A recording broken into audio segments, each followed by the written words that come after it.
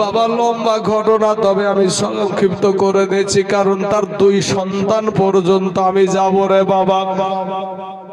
সোনা মানিকেরা গো, মুসলিম বিন আকিল রাদিয়াল্লাহু তাআলা আনহু টুক টুক টুক টুক করে রাস্তা দিয়ে যেতে যেতে দেখছে বাবা সব বাড়ি বন্ধ আছে, দরজা বন্ধ আছে, কিন্তু একটা বুড়ি মহিলা, একজন মা, ওই মাটা একটা হ্যারিকেন নিয়া, একটা লম্ফ নিয়া, একটা আলা নিয়া বাবা গো বাড়ির দরজার গেটের কাছে দাঁড়িয়ে আছে।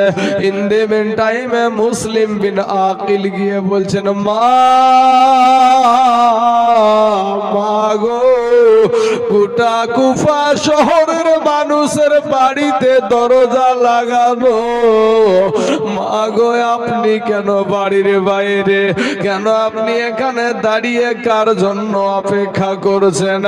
ওই মহিলাটা বলে, বেটা রে, আমি তো তোমাকে চিনি না রে বেটা, আমি দাঁড়িয়ে আছি, আমি একটা মা, আমি একটা সন্তানের মা।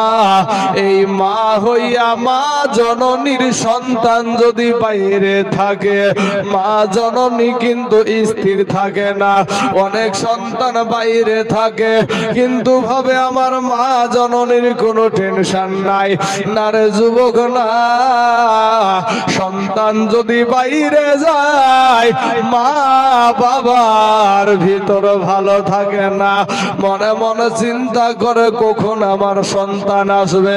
তাই কবি বলছেন, ছেলে যদি কোথাও যায়, আমার মার মনেতে শান্তি নাই, কখন আসবে বাছা ফিরিয়া দু বলে, মাই যদি মোর যাহিরে চলে, না খাইলে কে বলবে খাইস তুমি রে গ্রামবাসী, একটু দাঁড়াও মাইরে দেখি, নয়ন ভই রামাইরে দেখি রে গ্রামবাসী, একটু দাঁড়াও মাইরে দেখি।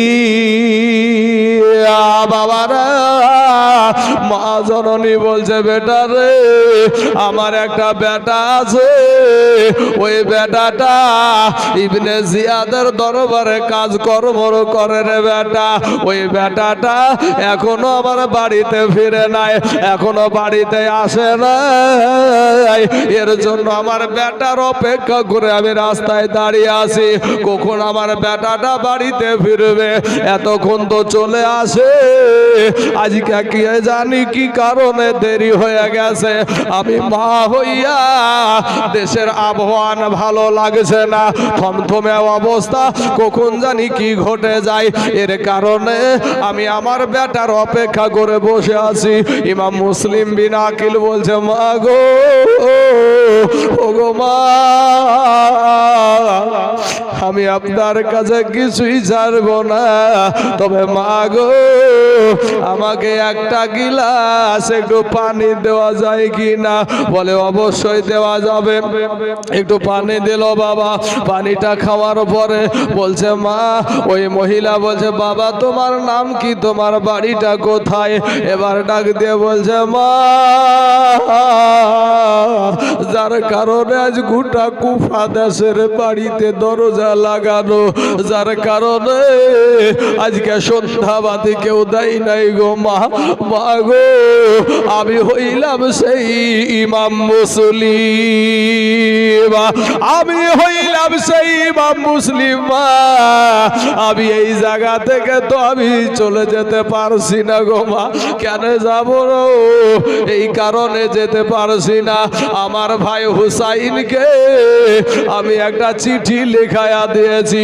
ওই চিঠিটা দেখে আমার ভাই কুফাতে চলে আসবে, আর আমার ভাইকে রেখে আমি মদিনা যাব না, আমি মক্কা যাব না। বাবা গো, ওই মহিলাকে একটা ডাক দিয়ে বলে, মা গো, ও মা, আমাকে একটু কি থাকার জায়গা দেওয়া যায় না? ওই মহিলাটার অন্তরে ছিল নবীর প্রেম। ও মা খালারা, আজকে তোমার ভিতরে নবীর আদর্শ নাই রে মা। মা গো, এই দুনিয়াটা কিছুই না রে মা। মা গো, জীবনে পর্দা করো রে মা, নামাজ ছেড়ে দিও না মা। আমার মা, ও মা, তুমিও একজন মা। এই মাদ্রাসার হেড মাওলানার মা, ও মা, তুমিও একজন মা। খাজা মাইনুদ্দিন চিশতি রহমাতুল্লাহ আলাইহির মা, ও মা, তুমিও একজন মা। মা গো, মনটা কি চাই না রে মা, একটা আলেমের মা হয়ে কবরে যাব, একটা হাফেজের মা হয়ে কবরে যাব।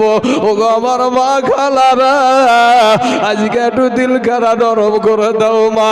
মা, আমি অসুস্থ অবস্থায় আপনাদের কাছে বায়ান করছি গো মা, আমার গলা দিয়ে কথা আসছে না বাবা, অনেক শক্তি লাগছে। তারপরে বলে যায়, আব্বা গো,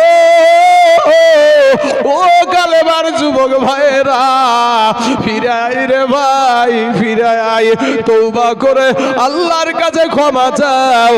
আমার আল্লাহ তোমার জীবনের সব গুনাহ মাফ করে দিবে। জোরে বলেন সুবহানাল্লাহ। বাবাজি, আমার সোনা মানিকেরা, আমার ভাই জানেরা, ওই মহিলাটার মনে ছিল নবীর প্রেম বাবা। ও বাবা গো, যে তাই তো